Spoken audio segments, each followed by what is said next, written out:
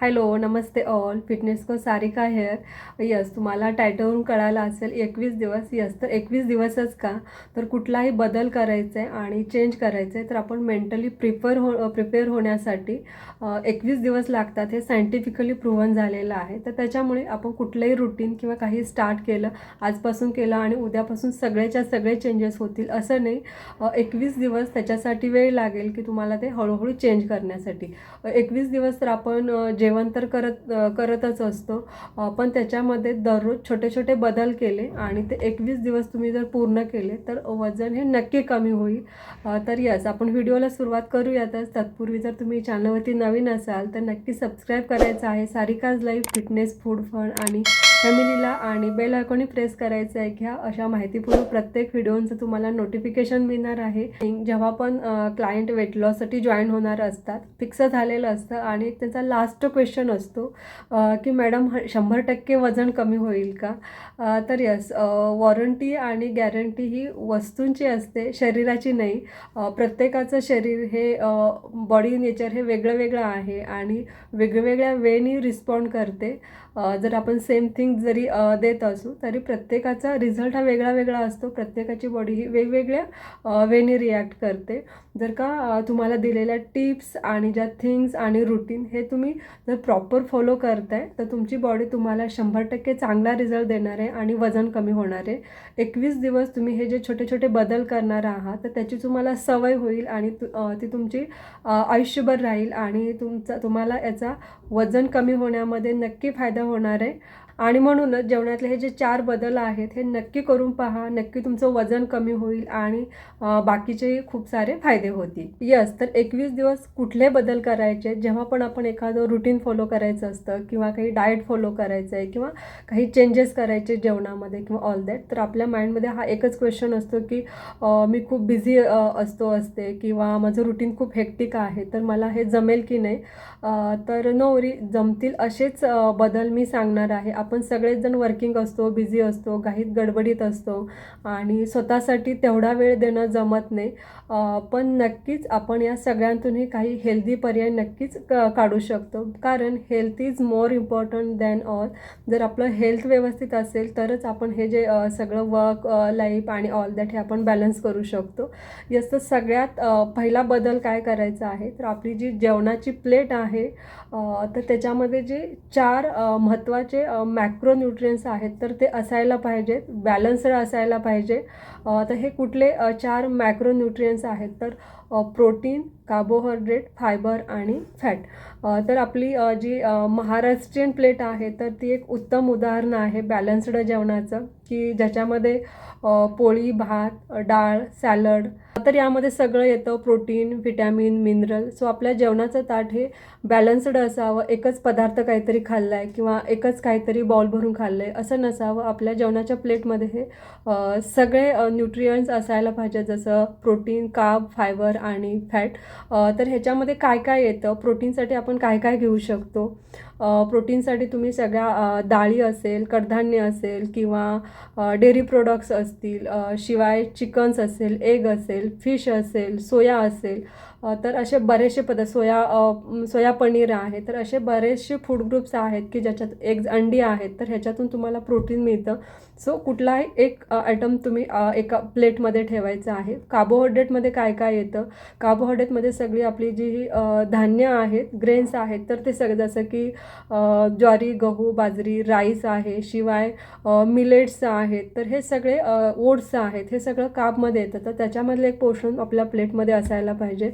फायबरमध्ये काय येतं, तर सगळ्या पालेभाज्या असतील, फळभाज्या असतील, शिवाय फ्रूट्स असतील, तर हे सगळं फायबरमध्ये आहे. तर त्याचाही एक पोर्शन आपल्या प्लेटमध्ये असायला पाहिजे. आणि लास्ट फॅट, तर फॅट कशातून मिळतं, जे आपण ऑइल हे चांगल्या ब्रँडचं असावं. अलीकडे जास्त फ्लेवर असतात पण तेल तेवढ्या क्वालिटीचं नसतं, तर तुम्ही जस्ट ते चेक करून हेल्दी फॅट ऑइल पण जे आहे ते एक हेल्दी फॅट म्हणून इन्क्लूड करायला पाहिजे. त्याच्यामध्ये तुम्ही तूप असेल किंवा अव्होकाडो असेल किंवा नट्स असतील, तर असे बरेचसे हेल्दी फॅटचे पण सोर्सेस आहेत, तर तो एक पोर्शन तुमच्या प्लेटमध्ये असायला पाहिजे. बऱ्याच वेळा घाईमध्ये हे सगळंच एकाच वेळी बनवणं शक्य होत नाही, जसं की पोळी, डाळ, भाजी, सॅलड सॅलड आणि ऑल दॅट, पण आपण एकच पदार्थ असा बनवू शकतो की ज्याच्यामध्ये हे सगळे मायक्रो आणि मॅक्रो न्यूट्रियन्स असतील, की जसं कार्ब असेल, ह्याच्यामध्ये प्रोटीन, फायबर, फॅट्स. तर ह्याच्यासाठी बऱ्याचशा रेसिपीज आहेत, जसं की तुम्ही थालीपीठ बनवू शकता. त्याच्यासाठी तुमच्याकडे जे अवेलेबल पीठ आहे, गहू, ज्वारी, हे झालं. कार्ब आले त्याच्यामधून. प्रोटीनसाठी तुम्ही थोडं बेसन पीठ मिक्स केलं आणि फायबरसाठी तुम्ही सगळ्या ज्या पालेभाज्या अवेलेबल आहेत त्या सगळ्या बारीक कट करून त्याच्यामध्ये ॲड केल्या आणि याचं थालीपीठ बनवलं आणि त्याच्यावरती एक छोटा चमचा तूप टाकलं की तुमची ही वेल बॅलन्स्ड एकच पदार्थ बनवते, पण त्याच्यामध्ये हे सगळे न्यूट्रिशन्स येतील. शिवाय राईसमध्ये झालं तर तुम्ही अशी खिचडी बनवू शकता, राईस आणि डाळ आणि ह्याच्यामध्ये सगळ्या व्हेजिटेबल्स आणि थोडंसं तूप, तर ही पण एक बॅलन्स्ड असेल. ओट्सचं सेम, ओट्स, डाळ आणि भाज्या. तर असे काही क्विक रेसिपीज बनवू शकता की ज्याच्यामध्ये एकाच प्लेटमध्ये सगळे मॅक्रो आणि मायक्रो न्यूट्रिशन्स असतील. तर अशा बऱ्याच रेसिपीज किंवा बरेच व्हिडिओही चॅनलवरती अपलोड केलेले आहेत, तर नक्की जाऊन ते तुम्ही बघू शकता की तुम्हाला यूज होईल त्याचा. येस, तर पहिला बदल काय केलेला आहे, बॅलन्स्ड प्लेट घ्यायची आहे. एकतर मग त्याच्यामध्ये तुम्ही वेगवेगळे फूड ग्रुप्स वेगवेगळ्या फॉर्मच्या पदार्थामध्ये घेऊ शकता किंवा एकच पदार्थ असा बनवा की ज्याच्यामध्ये व्हरायटी ऑफ फूड ग्रुप्स हे एकत्र असतील. दुसरा बदल काय करायचा आहे, तर जेव्हा क्लायंटला डाएट प्लॅन दिला जातो तर प्रश्न असतो की मॅडम एकच भाकरी खायची का, एकच चपाती, एकच फुलका खायचा का, मग पोट नाही भरत.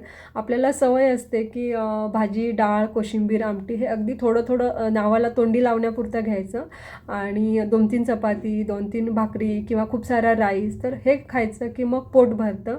आणि हेच आपली चूक होते. जर वजन कमी करायचं आहे, फॅट कमी करायचं आहे, तर जेवणातले हे जे कार्बोहायड्रेट आहेत हे कमी करायला पाहिजे, बंद नाही. म्हणजे काय, तर जर का 2 भाकरी खात असाल तर एकच भाकरी किंवा 2-3 चपाती खात असाल तर एक चपाती किंवा 2 छोटे छोटे फुलके आणि बाकीचं मग पोट कसं भरेल, तर बाकीचं जे आहे आमटी, डाळ, कोशिंबीर असेल, सॅलड असेल, तर हे जास्त प्रमाणावर एक मोठी मोठी वाटी असं घ्यायचं. आपण एक्झॅक्टली उलटं करतो, हे सगळं कमी घेतो आणि भात, भाकरी, चपाती हे जास्त घेतो. तर 21 दिवस जेवणामध्ये काय बदल करायचे, तर जेवणामधलं जे कार्बोहायड्रेट आहे म्हणजे चपाती, भाकरी, भात हे कमी करायचं आहे पोर्शन आणि बाकीचं जे आहे सॅलड, आमटी, डाळ, भाजी, तर हे जास्त वाढवायचं आहे.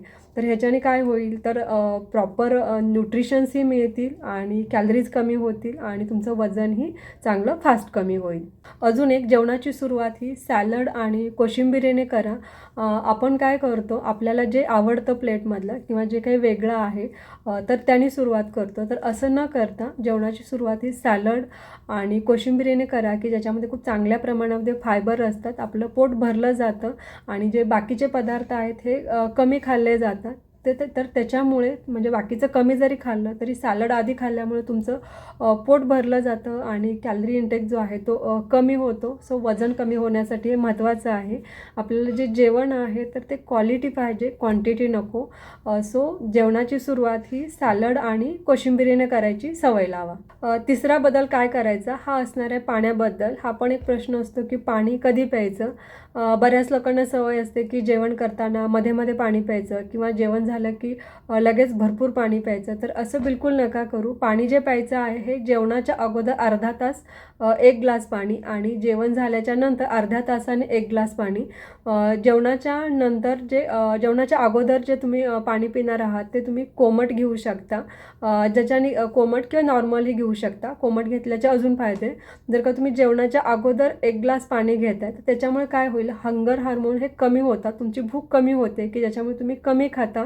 थोडं खाऊनही पोट भरतं की ज्याच्यामुळे कमी कॅलरी जातात आणि ज्याचा उपयोग होतो वजन कमी होण्यासाठी. आणि जेव्हा तुम्ही जेवणाच्या मध्ये मध्ये पाणी पिता किंवा जेवण झाल्याच्या नंतर लगेच पाणी पिता तर आपण जे जेवण खातो तर त्याचं प्रॉपर डायजेशन होत नाही. पण जेव्हा तुम्ही जेवण झाल्याच्या नंतर अर्धा तास सोडून पाणी प्याल तर त्याचं फॅटमध्ये जेवणाचं कन्व्हर्शन न होता आपल्या बॉडीसाठी जेवणाचं पचन चांगलं होऊन आपल्या बॉडीसाठी जी रिक्वायर्ड एनर्जी लागते तर ते मिळते. सो तिसरा जो बदल आहे तो हा आहे की जेवणाच्या मध्ये पाणी न पिता किंवा जेवण झाल्याच्या नंतर लगेच न पिता आधी अर्धा तास किंवा जेवण झाल्याच्या नंतर अर्धा तास 1 ग्लास पाणी प्या. हा बदल नक्की करून पहा, तुम्हाला खूप चांगले फायदे दिसतील. चौथा बदल काय करायचा हे खूप महत्त्वाचं. बऱ्याच लोकांचा प्रश्न असतो की माझं जेवण खूप कमी आहे किंवा मी खूप कमी खाते तरीही माझं वजन कमी होत नाही. तर हे का? कारण जेवण तुम्ही किती खाताय याच्यापेक्षा काय खाताय हेही खूप महत्त्वाचं. जर का तुम्ही खूप कमी खात असाल गरजेपेक्षा तर त्यांनी वजन तर कमी होणार नाही, पण मेटाबॉलिझमही तुमचं खूप स्लो डाऊन होईल की ज्याच्यामुळे वजनही कमी होणार नाही आणि तुम्हाला बॉडीसाठी जे न्यूट्रिशन्स पाहिजे आहेत तर तेही मिळणार नाहीत.